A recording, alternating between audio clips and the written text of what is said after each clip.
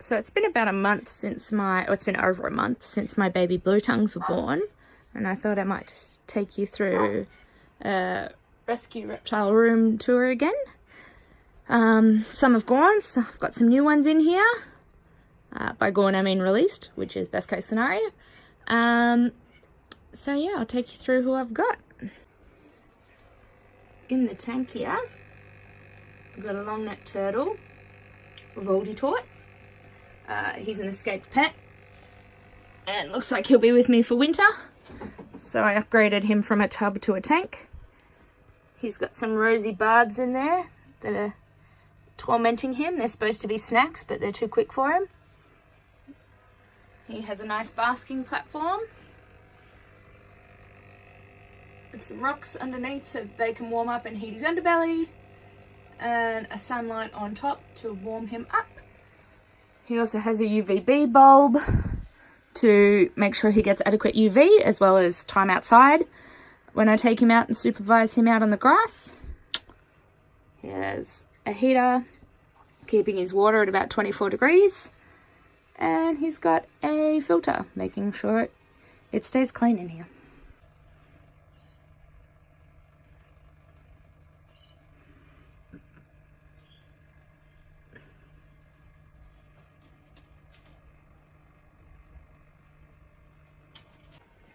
In this tub, we've got another eastern blue tongue lizard who came in on the 5th or roundabout of April. So he's been here almost a month. He was taken to a vet and needed one of his legs amputated. And he also already has another leg amputated.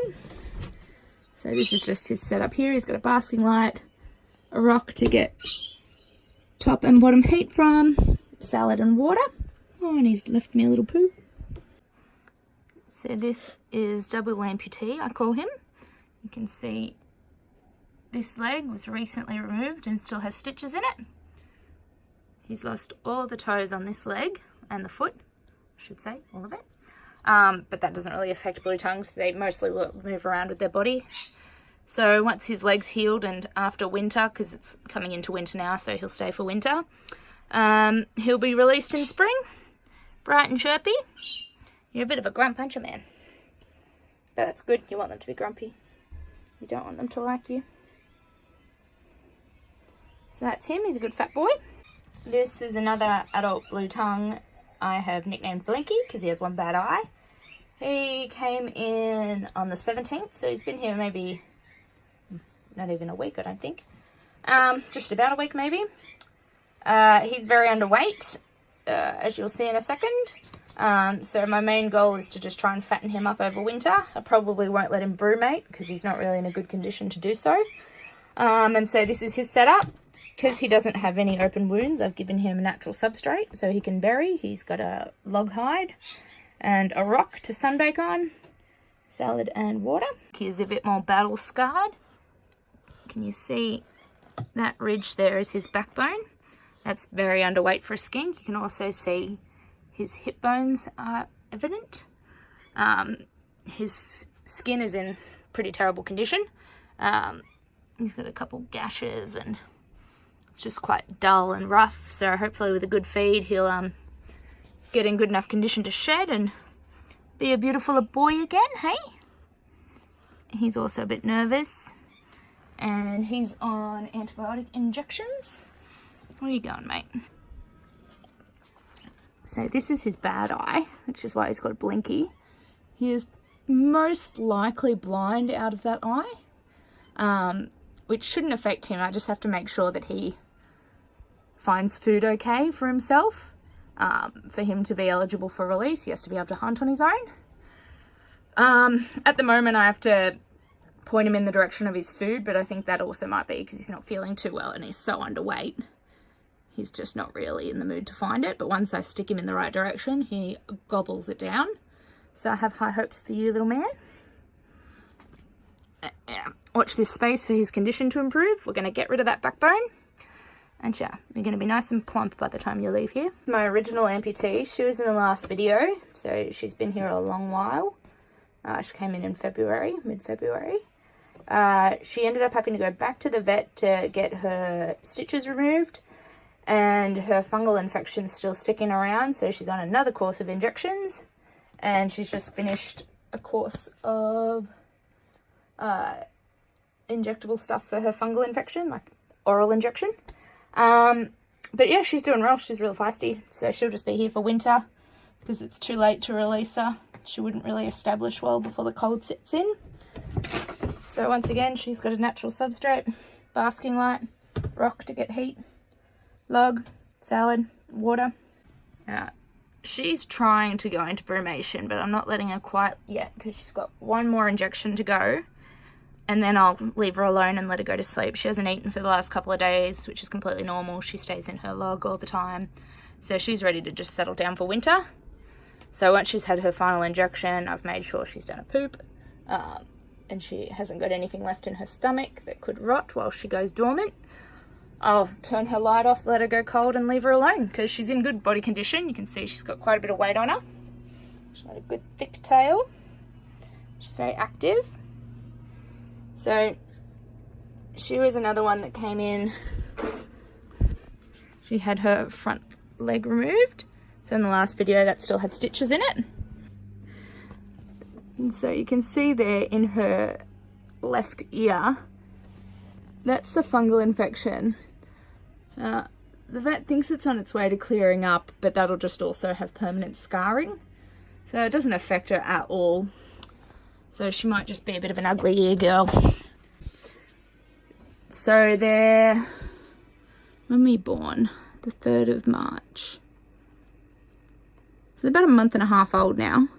I've only just separated them into 2 separate tubs.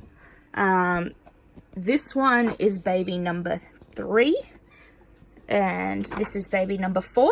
So baby number 3 I've called Tiny Boy because he's had a bit of a slow start. He was the most active when he was born, but he slowed right down, and I had to do a lot of hand feeding and encouraging him to eat. His weight growth was really slow, so they were born at 11 grams, and towards the end of March he dropped down to 9 grams. And then he slowly built up again once I sort of encouraged him to eat and eat and eat. Now he's up to 22 grams. With the babies, I've got them in smaller tubs. And they have basking light with a brick to heat up. They're just on soft food at the moment. They're not too good with veg, but they mostly need protein anyway. So they've just got cat food, which is protein rich and good for building up their strength. Water and a hide. So this is Tiny Boy. Not gonna lie, he's my favourite because, you know, he's had a struggle. You always vote for the underdog. You can see he's got a good double chin coming in now that he eats on his own. Out. So I've only just separated them because his appetite has only just gotten to the point where I've caught him a couple times eating on his own. And now that both babies are, you know, gluttonous and into their food, this is when they can start getting defensive and protective of the food source, and I don't want them to fight. Just don't want to risk it. So now for winter, they've got their own cribs. They're going to fatten up. So this is baby number 4. I've called him El Chubbo because he was a big eater from the get-go. Started at 11 grams, then gained up to 14. Now he's 24 grams, so I'm really happy with that. It was really sweet when they were in together because I used to catch them napping with each other all the time. Like, they were really cuddly, well, as cuddly as a lizard can be with each other. It was really sweet. So I felt sort of bad separating them, but not as bad as if I came home and found that they'd gotten in a tussle. So he's got the same setup. El Chubbo, he's had a double chin for a while now, and he's quite weighty. I've always been able to tell the difference between them because he's the chunky fella. Aren't you, my little one? So take note, they're smaller than the size of my hand now. Come spring, we'll do another comparison. But he's doing really well. Really proud of these guys. And then this guy, just last week, came in. He was found in a backyard by a mum and her kids. They thought he was dead. He was not moving around very much. He was right out in the open of their backyard. They thought it was really strange for such a tiny little fella. So I went and picked him up, and he's about the same size as these guys, my other babies. He came in at 18 grams, so he's about on par. But I'd say he is probably older but hasn't eaten as well as them, because he's the same size, but he definitely hasn't got the same weight on him. You can see his hip bones a little bit, so working on feeding him up. And he had a peck wound on his side, so some birds probably tried to make a meal out of him, and somehow he's gotten away. The kids that found him named him for me. His name is Sneaky Wild, and he's very cute. So this is Sneaky Wild. As you can see, no double chin on him. These beautiful colours though. It's sort of hard to tell in this light. Oh, there, that's a bit better. You can see he's got sort of some lovely browny golds coming through on him. But if you can see on his hip bones there, you can see that coming through just a little bit. He's got food on his face because he's a grub. Yes, you. Alright, I'll see if I can. So that discoloration there is his peck mark. Put some F10 ointment for a couple of days on his peck wound and he's doing way better. It's cleared up, or healed over, so that's good. Now we just got to get some weight on you, mister. Yeah, you're beautiful. So he'll stay for winter too. They're all staying for winter. It's too late to release reptiles. Even with the sudden warm change, they wouldn't have time to establish themselves. So they'll all stay for winter and then get released. And then just as a side note, this is my snail breeding going on to feed all these guys so that they get used to wild food. That's how I know whether they're ready for release. If they can, well, it's not hard for them to catch a snail, but if they can crack it open and eat it, that's easy enough. Better test is if they can catch a cockroach. Which, side note, old tiny boy caught a wild cockroach the other day. Thank God I don't have baits in here. Caught it and killed it on his own. It was massive. If I've got footage, I'll post it in here because it was hilarious.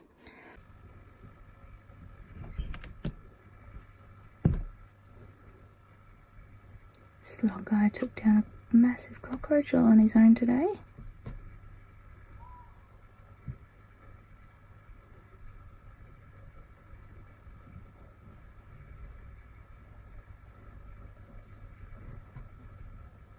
Bigger than his head. Yeah, I'm watching you. So these are all my babies. I've got hundreds of baby snails, which is very exciting. In the corners there. So just to give you a comparison. That's my thumb next to a baby snail. So that tub's the nursery. And then we go up to primary school, where they're slightly bigger. So there's my thumb next to that one. Bit bigger. Although I don't have many adults left, I've been feeding them out lately to make room for new ones coming through. So they're not too big at the moment, they're just bigger than all the others. And they like to hang out on the roof, and they've got pots to go in and rocks and logs and stuff to climb in here. So yeah, that's Snail World. I'm sure you find it thoroughly interesting. I've also got cockroaches, crickets, earthworms, and miscellaneous custodians breeding down there, but they're not as exciting to look at.